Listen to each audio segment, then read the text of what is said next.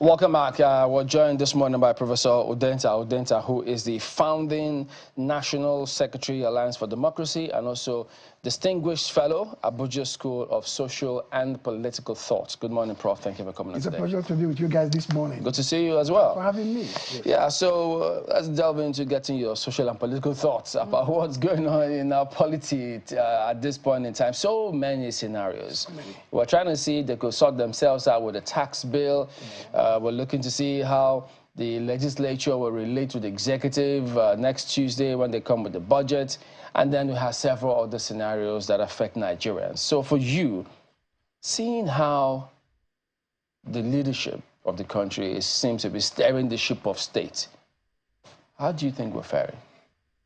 In this very studio, several times, and several studios across town, I made a statement, almost like a prediction, that the President, Bola Tinubu, wants to transcend the political state, to overcome the political class, and then deal with issues of policy directly. The moment you do it, you lose the plot in terms of governance. The tax reform base is an example. It was sent to the National Assembly, not for any robust debate, not for any contestation of ideas, but to get a quick passage. But he did it by bypassing the political establishment. So when the 19 governors in the north and the traditional authorities went and said no to those bills, and the NEC followed quickly, that's where the trouble started, as I predicted.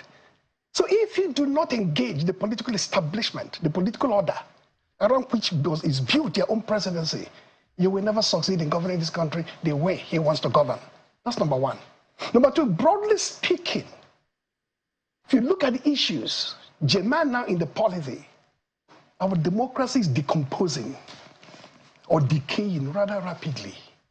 People don't witness that because they live their daily life, the daily challenges, the struggle over inflationary pressure, no money to buy fuel, difficulty in accessing drugs. These are critical issues. Budget debate to come, tax base issues. They don't see the broad spectrum of the situation the country is undergoing through. 4 elements, again in this studio, I pointed out. 1, lawfare has become a critical ingredient of governance. What is lawfare? We weaponize not only the criminal justice system, you use the vast apparatuses or resources of the judicial authority to persecute dissent. It happened with those little boys who were picked from various states and locations, kept for 3 months from the purview of the public, many dying or collapsing. Today there's no accountability. When it was done, reasonable felon in order to put the condition of chill and fear and trepidation among the populace, not to protest. If kids could be tried for treason, but reasonable felonies do not dare protest or resist or campaign against this government. Number 2, see the personal matter, you can call it, of Dele Farotimi. Let's look at lawfare. 1, rendition from Lagos to Ekiti. Within 24 hours, already in jail. 2, the same magistrate denied bail for a matter that is ordinary. Defamation is an ordinary matter. There's no physical injury. There's no violence, physical violence on you. Look at the one of Edo State, when the party chairman of APC talked about billions being stolen by former governor, former candidate. One had taken him to court, which is okay. Secondly, High Court with the IGP suing him, lend services quickly. 3, another judge in Abuja did what? Stop the sale of the books. An order on all the publishing houses and all the bookshops, all the outlets. So you think this is choreographed? Beyond that, there's another one. He's not being asked to be debarred from practices. But LPDC, Legal Protection, Disciplinary Committee. There's yet another one, number 4, 5. So this is like somebody who is not unknown. He's a broad, robust critique of the government. He's almost like an enemy of state. So if you put down Dele Farotimi, you put down the entire apparatus of resistance from that side to say, there you don't go there. Look at Unity Fountain. It is now frozen, almost gated. But Bola Tinubu, the current president, and others exploited that particular empowered civic space. Bring back the girls. Go there to do protest. The police and the army will swoop on you. That's number 1. The critical justice system is weaponized to erode democratic governance. It can move. Look at parties. the way they're crumbling, the way they're facing internal and external pressures, PDP, Labour Party. It is to create the condition for one-party state, so the president can visually walk back into, re-enter power in 2027. So the political party leaders should watch it. If you do not support and build the guardrails of democratic governance to protect democracy, this country, whether you present budget next week, whether you do your tax reform bill, democracy will increasingly diminish. Look at the media. In this particular studio, an issue came out with Guardian, when the spokesman of the president left his busy schedules and decided to attack Guardian for promoting coup making and coup plotting. I said, no. It is to put fear not in the Guardian, in Charles, in AIT, in Arise, everywhere, to say there are many things you have to self-censor. You cannot examine certain conditions of the state. You do not talk about poverty being weaponized against the people. You don't talk about life becoming increasingly miserable and desolate for everybody. If you do so, you may become not only an enemy of state, an enemy of democracy. In context, therefore, why we as patriots, more so with someone like me with a higher moral burden, front row in the construction of this edifice of the Fourth Republic, suffering 6 detentions in that direction, Founding Secretary of Alliance for Democracy, as you put out there. I was just about to say, is it the same AD that metamorphosed into AC, ACN, and then now APC? AD did not metamorphose into ACN. The process of AD movement or parchments of AD moving to ACN, the process of contamination. AD was an ideologically clear, civic-minded political front that fought Abacha from Nadeko time. They became a registered political party to contest the election. So that was a platform. Thereafter, the party self-imploded. 2-3 years after formation. So a rump of the party, not a progressive rump, which Bola Tinubu was leading, found itself reconstructed as AC. Then merged with another party to become ACN and ultimately expanded into the legacy party to form APC. So AD and ACN and APC are totally different formations. One is ideologically inclined, the other one just SPV, special purpose vehicles for the sake and purposes of power acquisition. That's the AD? No, not AD. The AC, the ACN. No. The AD, I remember, was the same platform that this current president ran to be governor of Lagos State. Yes, sure. That's the same AD? Yes, it's the AD. That imploded. But in 1981-82, the party imploded effectively. So the rump of fate... In 2003? But 2003, the rump of fate that he now led into ACN was not the regional ancestral foundation of the party. That remained in the hand of a very, and your Debanjo them and the rest of Padesanya, Bola before he died and so on. So that AC and ACN to APC has no linkage in terms of ancestry, in terms of ideological and moral fiber with the original AD that we formed in 1998. What made it explode, though? It's a process that one cannot describe in a very short conversation like this, but I can summarize it. Internal tensions between the idea of the party as a pan-national movement and the party as an insular formation with a limited range in terms of its projection. 2, that contestation of ideological direction, a party that is cast in the mode of not just seeking for power, but protecting democratic governance, civil liberties, media freedom, and so on, even when you don't get power. Or a party that must, at all costs and every condition and circumstance, seek and secure political power. Yeah, but I mean, one would think, it means then that the president today is no stranger to you. I didn't say he's a stranger to me. No, I'm just... Of course, he's not a stranger to me. Yeah. And that is essential reason why we have a platform like this. When you speak to power, you speak to power in a manner that people we know will resonate with the greater majority of Nigerian people. Sometimes people go to power to speak privately. Sometimes what you speak may not be hard, but it's important that you use public engagement to deal with issues of public concern. Democracy is not an affair of me or you, Udenta or Bola Tinubu as a president. It's an affair for the totality of the Nigerian public. His fate is not in our hands as few individuals. His fate in the hands of millions of our people. So if I have a personal relationship or not with the president, it's not important.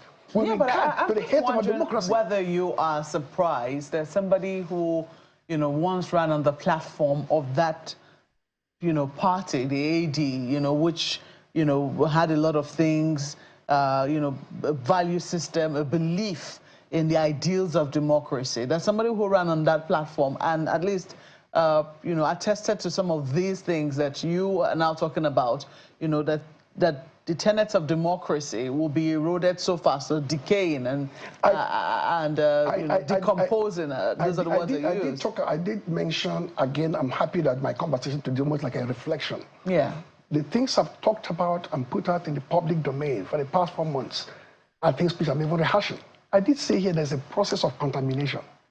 That contamination is when you, from a high moral, ideological, or intellectual perspective, have a predilection, a mindset on how to do business. But over time, 2 years, 5 years, 10 years, 20 years, that's an enormous amount of time. There's always a decay of thought and a contamination of the self. From the movement of AD, the moment AC and ACM became SPVs, that means there is no moral force driving it or imperative on which it is anchored. It is just how do we get power for the sake of power.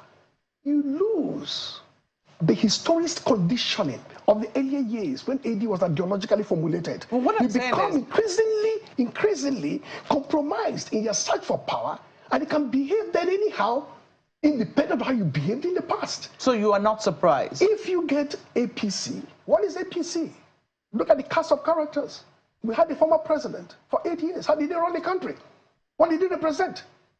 Moral clarity, ideological solidity, philosophical depth or direction, and his team. When you combine all that to say we must seize power for the sake of power, you lose the founding element of your own historical formation. That means the AD of 98 can no longer be the APC of 2015 or 2023. If I could take you to how you try to compartmentalize some of these challenges, to the first point, where you talked about trying to transcend and then go to deal with policies directly. Absolutely. So now, because sometimes it comes across in a certain way, but some of what we found out while trying to find out if engagement happened at all, to what extent, is that, I mean, the head of that committee, Taiwo Idele, we've heard him say consistently in several fora that the president did not interfere or intervene whatever they were doing. They told them, look, you're a professional group, do your job.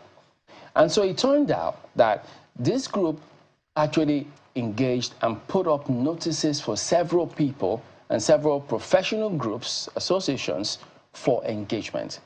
Even the Governors Forum, even NEC, in their minutes, if they publish the minutes of their meetings, you see, but at some point, they couldn't actually engage with him the way they ought to have. So engagement to some extent. So multiplicity of stakeholder groups woke up overnight and said, oh my God, this thing we have been persuaded to be part of that engagement process. We didn't participate. We suddenly saw them with the National Assembly. Let us now engage. That's how you do engagement. Even the military, even under Babangida, the military, SAP debate, political reform debate. Remember, the Cookie Report itself. You announce an idea. You generate the momentum for that idea. Then you constitute a team, maybe headed by the taxman, and said, take it to everybody, not a narrow, quiet, professional engagement with small groups. Yeah, but so that's the thing. It may appear as though it's narrow, quiet, but we also need to interrogate that process of engagement and find out, was it really narrow and quiet? I say if it was not comprehensively narrow, there would be people now shouting and screaming at the rooftop. But these are politicians. They do these things to leverage. No, what you have is that you have 4 bills already made as law, almost ready to be made as law.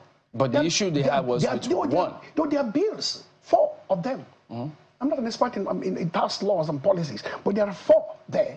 The next thing we heard was that the 19 governors from the north and the traditional rulers they met and decided that these bills, maybe through the senators and the reps who represent them, their states in the National Assembly, said, we have these bills here.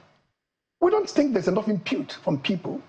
You just have to look at it again and say, what are the implications? Yeah. Then from there to NEC, no longer the governors of the north alone, the governors of the south too, and the vice president sitting together and said, take these bills away, because we don't even know the extent of the engagement. Okay, so now you're not doing engagement as putting the cart before the horse. So let me ask you then, I mean, notwithstanding and with respect to everybody's perspective on that matter, people have a right to, of course, speak up. But if the bill was sent to the National Assembly, and then they said that it's going to be a public hearing, are we assuming that really all of the processes in the National Assembly doesn't matter, because when bills get to them, there's a process. We say that if you look at the structure of the National Assembly as we have today, politicians and Nigerians are no fools. A Bola Saraki, that is a Bukola Saraki National Assembly, people may have more regard and respect and said, if we do a thorough job, it will not roll over because the executive have belched or hiccuped. If we stand its ground as an independent, autonomous arm of government and said, we will deal with this on its value, on its merit. But you have a National Assembly that is a rubber stamp, completely cave in, cartoonish to the executive branch. It is clear. Even with the issue of the presidential jail, we don't even know today whether it was even appropriate. We don't even know. They don't care. I'm coming. The state president have said it. We don't care what the president thinks to us. Whatever he gives to us, we pass through. People are not saying, we don't trust you. There are so many issues. That's your president. I hope we can cover a lot of grounds, but when you say the rubber stamp, I know we've said... No, the rubber stamp is worse than a rubber stamp. Oh, dear. It is worse than a rubber stamp. Okay, and they know it.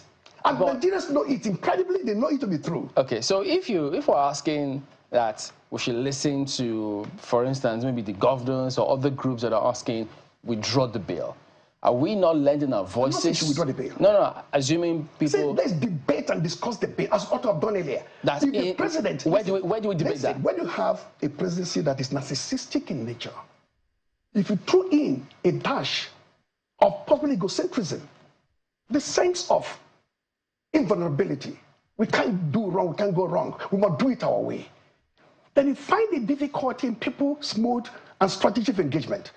When you have a presidency, I'm not saying president, presidency now is bigger in scope, but it's listening, humble, aware of the limits of his power, but the enormity of his responsibilities. Let us do this in the way it is normally done. NEC is not me and you. It's not a civic speaks engagement. NEC is government. It's headed by the VP, who said, if these bills are so problematic, take them back and retool them and rework them.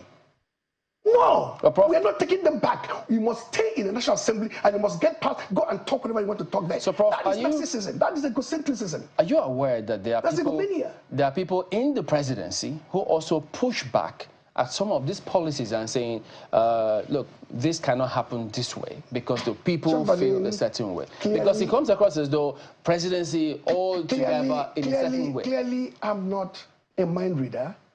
I'm not a voodoo artist. I'm not some sort of a shamanist. I don't know whether anybody in the presidency is pushing back or pushing forward. What you see is what is in the public domain, what is presented to us. The internal conversations is for those people who are privy to those conversations. We see what is outside there. What is outside there is a deliberate attempt by a presidency, narrowly constituted, very narrowly constituted, very limited in scope, both in intellect and strategic dimension, Prof, to do incredible amount of damage to the democratic government in the country. Prof, you're a scholar, and I know you know that what is out there in the public domain usually is not the full story. So I do know. Like I said, I'm not privy to that. So let's go to the lawfare part, which you spoke about. Because the way it also comes across is that, look, this is happening with breakneck speed, how they all seem to be coming together. So in that regard, for the... Oh, it's deliberate. So strategic purpose. Is there anything that the executive arm of government can do to say, look, this is not going to look good on the entire, let's say, leadership of this country, both executive, judiciary, and legislature? Also bearing in mind that there is a principle of separation of powers. Because if judiciary keeps going like this, everybody will say, this government. Theoretically, and many legal experts, Prof Udenta and the rest of them, they're waiting on this point. So I'm not even as qualified as they are. But as a student of society and politics and history, I do know when society is balanced in terms of the arms of government doing what they ought to do. The National Assembly for me today is non-existent. I want to push it further beyond being a rubber stamp. They have to watch and listen. They have to send somebody here to push back on this conversation. They have the right of reply. We founded this republic. I'm not coming from a place in which is esoteric. I paid my dues. A few of us still alive who constructed this edifice. We can't allow it to dissipate the way they are doing. The National Assembly cannot play the role as it is presently constituted. The judiciary suddenly somehow seems to have lost its direction. Let me know certain things that may not be appropriate. So you don't expect anything to happen in that regard. What you find now is some level of contaminanities, some linkages and affinities between both the judicial, the executive, and legislative branch to create, if not a one-party state, a state in which multi-party democracy is comprehensively weakened. Civic spaces have shrunk to the degree in which no more guests to bring back. After all, there are many Chibok guests still not brought back, Dapchi guests not brought back, but yet the places are silent. A system in which the media is frightened, and Lagos seems to have gone under because there is a robust attempt to bring a condition of trepidation, fear, and shame on the population. Ask yourself, the president himself led the charge in 2012 in the press against United and fuel subsidy. And then, of course, the bring up the 2014 was a global phenomenon. Today, those things which brought them to power are criminalized before our very eyes. For lawfare specifically, the design, I may not be a lover of Trump and whatever he represents, but there was lawfare with regard to him through impeachment, felony conviction, mock shots, and then almost 300 or 200 charges across multiplicity of courts. That's the weaponization of the justice system of a sort. To do what? Achieve the purpose of neutralizing politically. So in this our regard, it will not happen the way you speculate it will happen, because there's a purpose, a strategic end. The end is that the Delaware optimist must be silenced, not him as an individual, but what tendency represents, that brusque, raw energy of resistance and protest must be caged. So you're saying if they succeed succeed in destroying him, not just legally, but as a human, people will be frightened to say, look at what happened to Delaware Timmy. He's bigger than you. Dare you tread where he treaded? That's a sense of lawfare. So lawfare may not be directly in the hands of the government in this regard, because of course Baba Babalola is not government, of course establishment man anyway. But government profits out of the mess Dele has found himself in, because if he is debarred, if he's silenced, if he's jailed, there are thousands of Dele optimists in this country who are equally potent in the agitation for a better democratic society. Those must be frightened to the bone marrow. That is a sense of lawfare. I do not want to, dismiss, and I don't think anyone can dismiss the things that you have said, especially when you cite the examples that you have cited. Sure. However, some people will say that, some of the conclusions that you have reached are quite hasty. The Dele Farotimi case, for instance, this book was written 5 months ago. There was absolutely no reaction from anywhere until recently when Baba Afe Babalola, raised objection with what it is that was in the book. 5 months. 5 months. Nobody saw it. Nobody saw it. I mean, didn't see the book. It's the book. It wasn't brought to his attention. Mr. Dele but suddenly, within 24 hours. Just a moment. Mr. Dele Farotimi was even out there, granting interviews, and there was no, hell didn't come, didn't break loose until this particular instance where I read Babalola, said that, look, I have been defamed. Yeah. And then we saw, how it has been handled. And it wasn't just that. It was that he corrupted. The allegation was that he corrupted justices of the Supreme Court. So the reputation also of the Supreme Court is also at stake here. Okay. So in this... No, I get it too. I get it. Yes. Now, if in 5 months there was not a blip, not a whimper, suddenly in 48 hours there was extraordinary rendition. There was a hasty thing for me, I may be wrong, with the magistrate court. Within 24 hours, he was already inside jail. After 9 days, he was still put back to jail for another 10 days, not for murder charge, not for high treason, but defamation, as he talked as that's a charge. Criminal defamation, as big as it is nonsense for a public officer or a high-flying legal practice. If I were to be Babalola, I would take it in my stride. Look at Obaseki, what the PC chairman said. He can read these figures correctly because he's a thief. He has done billions. But the former governor of Edo State, yes, the candidate of the party in PDP, Idahola, has gone to court, which for me is like catalyzed and incentivized by Babalola. Yeah, but I'm coming because if you call me as the president, as the governor, I'm a thief. Excuse me, it is part of the job. If the kitchen is too hot for you, do not enter it.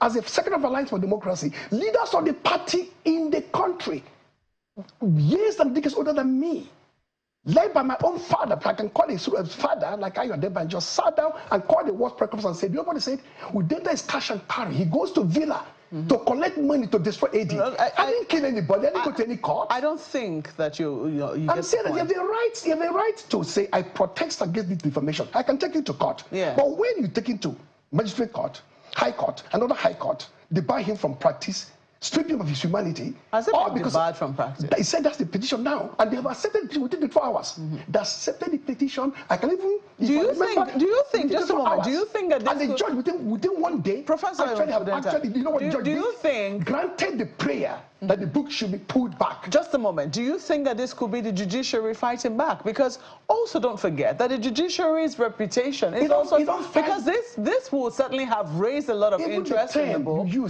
and a lot of people fighting back. Do you think that's a question? I'm saying even the term fighting back is anathema to the judiciary. No matter how well you're beaten, you don't fight back. The law is precise and clear. The jurisprudential condition of the state is very, very clear. But you don't fight back. You know what you do? When you fight back, because of the instrumentality of power you have, the vast resources at your disposal, that is lawfare. All right. Ayo's got questions for you as well. Go ahead, please. Well, it's in the same light, Chamberlain, actually, because it wasn't just Are Babalola that was defamed. Another lawyer, legal practitioner, has also sued the author of that book that we're talking about. And there are a number of people who have also said, look, you know what, our names are there, but let the legal luminary be the one that is at the front. And as you said, as Marquez said, Prof, it is only natural that the judiciary would want to clean its own stable using whatever instance available to them. But it's the one that feels it and knows it, Prof, don't you think? Being defamed after about 60 years or 40-something years of practicing law in the country, it is a grievous offense. It's a grievous allegation that anyone, even if it was you wouldn't want to take it lightly because you built that credibility over decades. And then one book wants to take it all away from you. It will be difficult to act ultra-biased, don't you think? Okay, I get the point you're trying to make, but it doesn't gel in the context of this, the broad conversation about lawfare and so on. If I build a reputation for 60 years, it will take not one book, it will take about 60,000 books to put me down. Absolutely. Because my credentials, my endeavor, my patriotic services, everything there have already been cast in stone. It doesn't mean I won't be angry and bitter that I'm being defamed. Yes, surely, you're human, you're not God. So what you do in that regard is to do the minimum, not the maximum. The minimum would be to have tried him in Lagos, for example, where it is just a normal civil trial, not to rendition him to Kitty. Then get a magistrate to get him to jail within 24 hours. Then get another high court from the IGP now, no longer. Babalola himself as Baba, to do the job. Get another judge in Abuja. The moment you escalate this warfare, legal warfare, to the point in which it has become almost toxic, that is where the lawfare comes in. We even diminish your own humanity as a grandmaster of the law to say the largeness of your heart, the compassion of your soul, which is in over 60 decades or more of practice, cannot just be hampered by this particular instance. Isn't that, in a way, Prof, trivializing what the issues are, Prof? Just 1 second. Isn't that trivializing what the issues are? Because on the one hand, as you said, it was something that occurred in Lagos, but the impact has gone global. The book is already acclaimed to be a bestseller on Amazon, and Amazon is not based in Lagos. So don't you think that the argument of jurisdiction is already traversed with the fact that the book has gone global? I'm talking about the mindset, the psychological disposition of the person who feels is defamed. If a book has gone global, your Abuja-based court decision will not stop the book being global. The book can be pirated into 1 billion copies by people across the world. Amazon and other even dark sites, not Amazon, could decide to populate it, pirate it. So you've not achieved anything. I've actually done what is called, is it the strike, or I remember the actress who went to court over a matter that was limited in scope and ended up getting the whole world to know about it. So this is a matter you handle very carefully, because once it's out there in the public domain, out there in the cyberspace, out there in the e-media world, there's no way you can control it, no matter the kind of injunctions or court decisions you get. But beyond that even, because I don't want to narrow my conversation with you on the specific conditioning of Babalola and that of Baro TV, is for me the broad spectrum of the way democracy is decomposing. And I thought about lawfare, I thought about civil spaces shrinking, I thought about multi-party democracy under stress and pressure. PDP, Labour Party, being pressure from outside. And the beneficiary of the pressure on the two parties is the president and the presidency and his own party. So I'm following the media. The biggest guardrail of democratic governance and protects the media. The moment this fourth estate loses its mojo in what? The moment you lose that capacity to talk and speak to power, our democracy is going to leap into totalitarianism, not just illiberalism. It is something we should be worried about. We deal with the issue of the budget next week. If you invite me, I can look at it, study it best I can. We deal with the tax issues. But you see, I didn't examine the tax issues. I'm not a tax expert. I look at the context of the production of the bill, and then the way and manner you handle is deliberate push. And the moment you transcend the political state or look at the state with contempt, politicians will bite back at you. I already asked you a question if you're surprised that, President Bola Tinubu is leading the country, this democracy. I said I'm not surprised because I thought about contamination. I said, if we were to have this conversation 20-odd years ago, I said I'll be surprised. 20 years later, a lot of water must have passed under the bridge. All right, it's going to be very interesting to see how all of this play out, because it does come across as though the judiciary or the system will be making what Mr. Farutumi's point, if, from what you say, if they go along that trajectory continuously, if they seem to quote-unquote fight back, how will one then get justice if judiciary, as it were, is fighting back? It's a massive power. So those are some of the issues out there for people to continue deliberating upon. But Prof, always a pleasure to have you on. Thank you. It's All a right, pleasure so to have you guys. Business Morning comes up on the hour. Don't go away.